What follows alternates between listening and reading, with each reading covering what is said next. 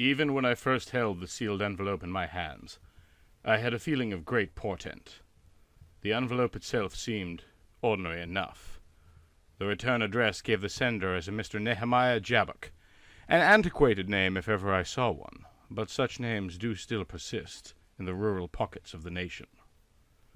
Dismissing my surge of nerves as nothing but the product of an imagination that had been overexerted of late, I fetched my silver letter opener and unsealed Mr. Jabbok's envelope. It contained a long letter, handwritten, in a hand that seemed both precise and strained, as though the writer had practiced impeccable penmanship for his entire life, but had recently been made the victim of arthritis or a similar complaint. Mr. Armitage, the letter began. I write to you with the hopes you will consider the matter I bring to your attention thoroughly, and not dismiss me out of hand as a rambling lunatic. I would not contact you at all had it not been for your recent radio interview, in which you demonstrated an openness of mind that is uncommon in these blinkered times. The opening sentiment intrigued me. I had indeed recently given a radio interview in promotion of my new book, detailing the intersections between folklore and what some call the paranormal, those pockets of wisdom as yet unmapped by conventional science. In many corners I was being labeled either credulous quack or cynical charlatan, and the reminder that not all had been so quick to dismiss me was heartening. I continued reading. My name is Nehemiah Jabbok. I live in the upland country known as Wilmot's Hills, where I keep sheep and other livestock. As you may be aware, Wilmot's Hills has long and storied reputation as a hub of the unexplained, and I believe I may be on the verge of finding the key to all of the region's mysteries. My intrigue turned to outright fascination at this point. Wilmot's Hills had indeed figured in a long list of peculiar stories. The Mohawk had avoided the place for reasons no sage had ever been willing to divulge to an outsider, and the first white settlers of the region had been beset by disappearances, murders, ill luck, which, in those superstitious times, they had attributed to malign elves.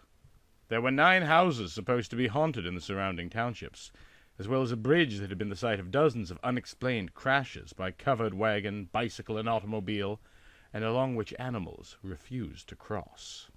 Stories of unexplained lights in the sky dated back centuries in those lonely hills, while great unexplored caves of unclear geologic origin dotted the rocky outcroppings. If any single explanation could account for all of these mysteries, it must be wild indeed. To prove that I do not write in jest, I send you a photograph I took not 1 week ago. Suffice to say that I was shocked to see such a thing, as I trust you shall be. The enclosed photograph, upon location, drew an audible gasp from me. For a moment I was uncertain what exactly I was looking at, but as my eyes focused, it all became clear. In the lower portion of the print was the upper story of what I took to be a barn, while suspended in the air above it was an enormous circular object, metallic, with a series of what looked like electric lamps along the side. Now, I am not so naive that I did not consider the possibility that Jabbok's flying saucer photograph might be fake in some manner. To keep an open mind is not to believe everything one hears, just as it is not to immediately dismiss it. But Jabbok certainly had my attention. I believe, he continued, that these hills are a frequent destination for beings from outside our known solar system. What their purpose is, I cannot guess. But one thing I know, these astral vessels are not content to hover. Somewhere, deeper in the hills, in some nameless valley, they land. This letter was the first of a long correspondence. I had greater access than he to libraries and the records of the past, while he was right in the thick of it, able to document things to me as they happened. He was not, I quickly learned, a man prone to flights of fancy.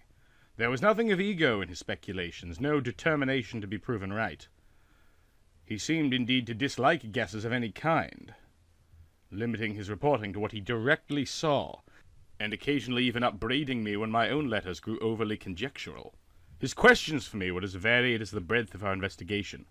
A major source of curiosity for him were the geological records of the region, the possibility that the hillside caves might have some subterranean tunnel system connecting them, or whether the bedrock could support such a system that was artificially, he never said man-made, installed.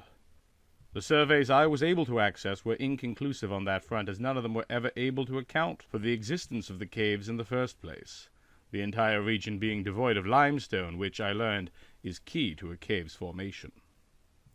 He sent me back photographs of unexplained markings on the ground that appeared to be footprints, but from what none could say.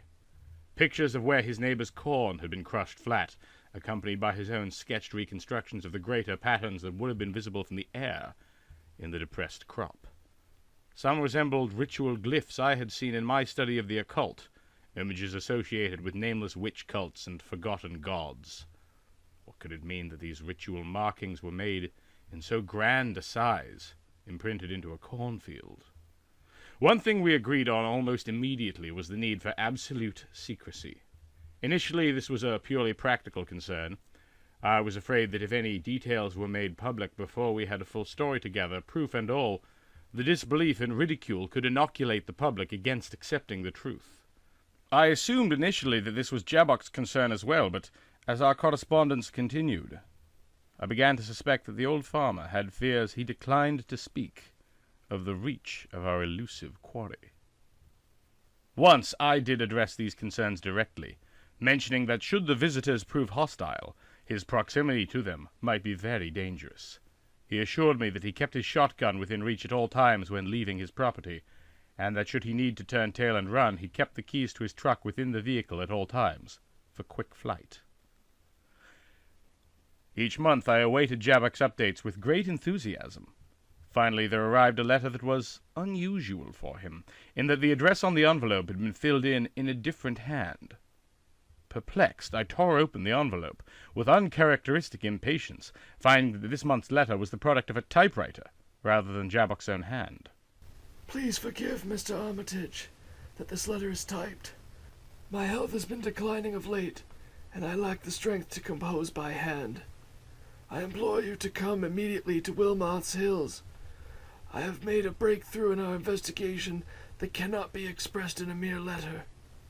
Please bring all of my previous correspondence, as well as the photographs I have sent you, that we may piece together this mystery at last. I believe we are truly on the verge of unraveling this enigma. Please do not worry for my health. I am not dying, though I may never be as I have been. Your friend, Nehemiah Jabbok. He included his address and directions on how to reach his farm from the nearest bus station. 2 days later saw me boarding a Greyhound omnibus that would be passing near Wilmoth's Hills. I disembarked, heavy valise in tow, at the Carlingville town centre, catching a connecting bus to the remote hillside village of Greater Wilmoth. The bus was nearly empty, save for myself and a youth who worked in Carlingville during the week, but he informed me was returning home to Greater Wilmoth. "I don't like to head out into them hills," the youth said. "You hear talk. You from the area yourself, sir?" I informed him that I was not, and his expression darkened. "Best not to stray from the roads while you're here, mister. I heard there was a disappearing t'other night. Something's lurking out in them trees and them caves." He cast his gaze out the bus window and into the savage wilderness that surrounded us on both sides. The bus was an hour late, owing to a rock slide that had blocked off the main route, but the wily driver was able to find a side road that ultimately got us to Greater Wilmoth. Despite the grandiose title, this was a town of surely no more than 100 people, possessed of a lumber mill where most of the menfolk worked, a single church, an archaic schoolhouse, and a small general store and post office, outside of which the youth and I disembarked and parted ways. Jabbok had sent me a map of the area, and it looked to be another hour's walk before I would arrive at his farmstead. The weather was fine and clear, though the sun was setting, as I followed the dirt road out of town and into the higher hills. It was one of the early evenings of fall, and although I had worn a warm coat, I found the evening unexpectedly chilly. So used was I to the light and warmth of a city, that the total darkness of a country night seemed like the bottom of the ocean to me. The only lights were from my electric torch, the cold stars, which had never seemed less welcoming, the moon heavy and gibbous in the sky, and on occasion some distant farmhouse I passed, a neighbor of Javok's perhaps.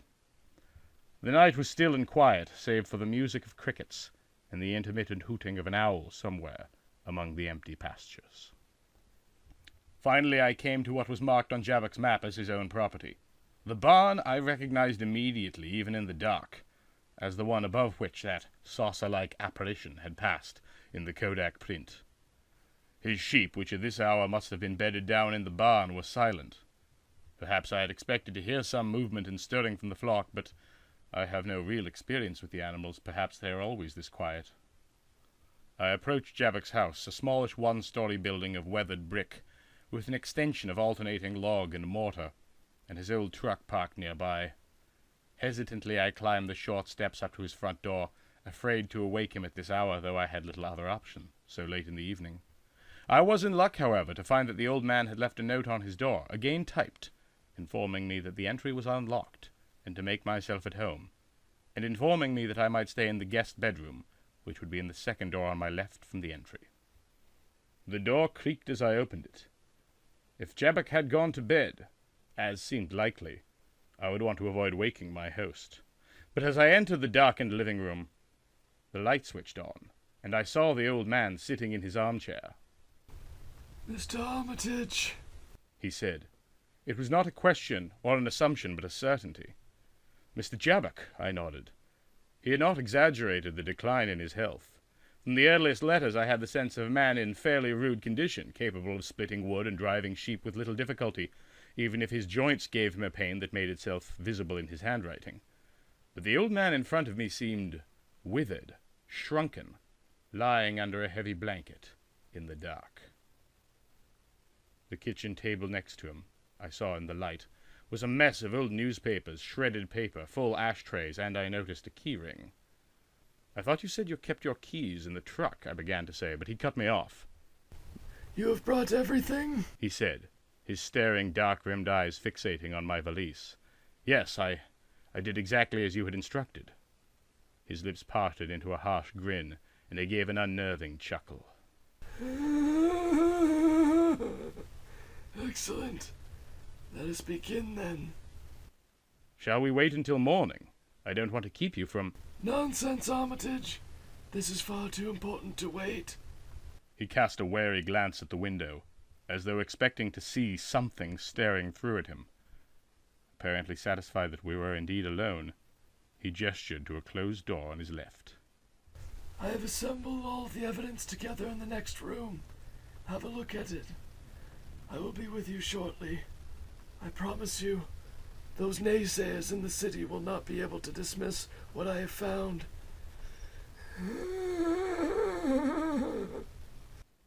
Again, that uncanny chuckle of his. My mind was racing as I turned the handle on the door. What could be so vast in its significance that he would insist I see it in person? The seconds seemed to drag as the door slowly swung open, revealing the room on the other side. There was no table of carefully catalogued photographs, no plaster casts of footprints, or, as I had allowed myself to believe my wildest fancies, a dead or captured specimen of one of the things. At the center of the room was a great quadrupedal metal frame, from which hung a number of leather straps, forming what appeared to be a sort of harness. Attached to the nearby walls were a pair of manacles, while a nearby table sported a number of PVC objects, brightly colored.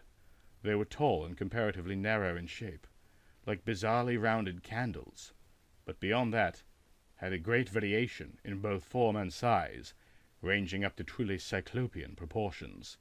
Next to them on the table was a bottle of what appeared to be some sort of lotion. On the opposing wall a great X-shaped object, with what appeared to be wristbands and foot supports at its ends. "Mr. Javok, what is all this?" I asked. "This is my playroom," hissed the old man. I turned around to see that he had risen from his chair, his blanket falling to his feet, exposing a naked body to the dim light. A pair of enormous womanly breasts jutted from his chest, from whose shadow rose a hideous boner.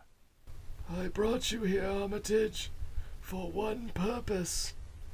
To touch your butt. The old man chuckled, idly tweaking a firm, dark nipple. What do you think of my new breasts? I had them done last week. I think you would look excellent with implants. Now, let me see your wee-wee. With that damnable phrase upon his lips, he lurched towards me, arms outstretched as though to drag me to some Tartarian pit. What was I to do?